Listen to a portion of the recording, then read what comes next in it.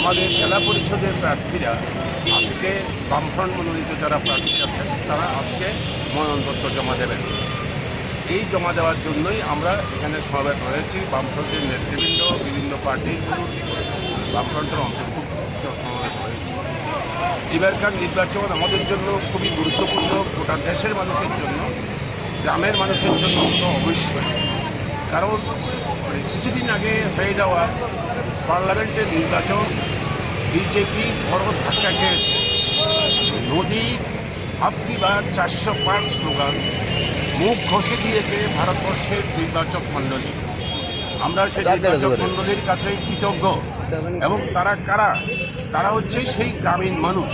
আমি একথা বলছি এই জন্য, গ্রামীণ ভারতে মোদি 159টা পার্লামেন্টের আসনে এবার তারা পরাজিত হয়েছে, 159টা আসনে।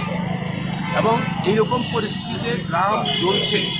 মোদি তার যতই মুখ দেখানোর চেষ্টা করুক, আমরা দেখেছি যার জন্য পরবর্তী সময়তে দ্বিতীয় দফার পরে হিন্দু মুসলমান শুরু করেছে দাঙ্গা সৃষ্টি করার জন্য।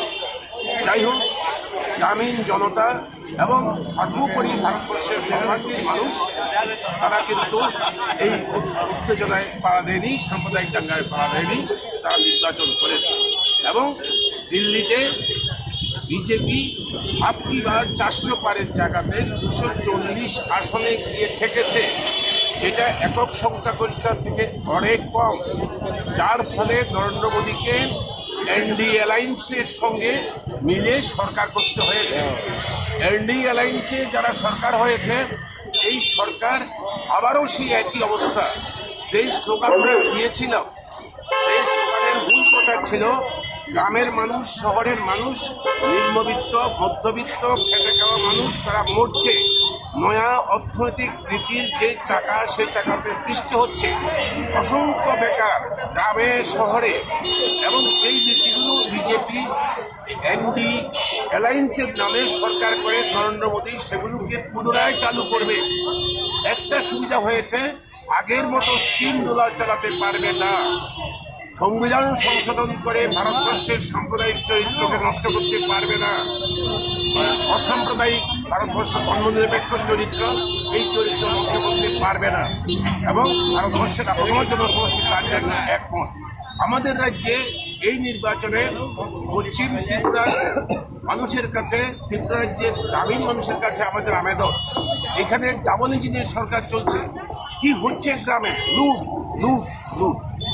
গ্রামের একটা শ্রেণী তৈরি হয়েছে যারা না করে কৃষিকাজ, না করে কৃষি শ্রমিকের কাজ, না করে দোকানের কাজ, না দোকান কর্মচারী, না শিক্ষক কর্মচারী, কোটি কোটি টাকা তারা বানাচ্ছে। এগুলো সবগুলো পঞ্চায়েত উন্নয়নের জন্য, গ্রামীণ মানুষের উন্নয়নের জন্য টাকা।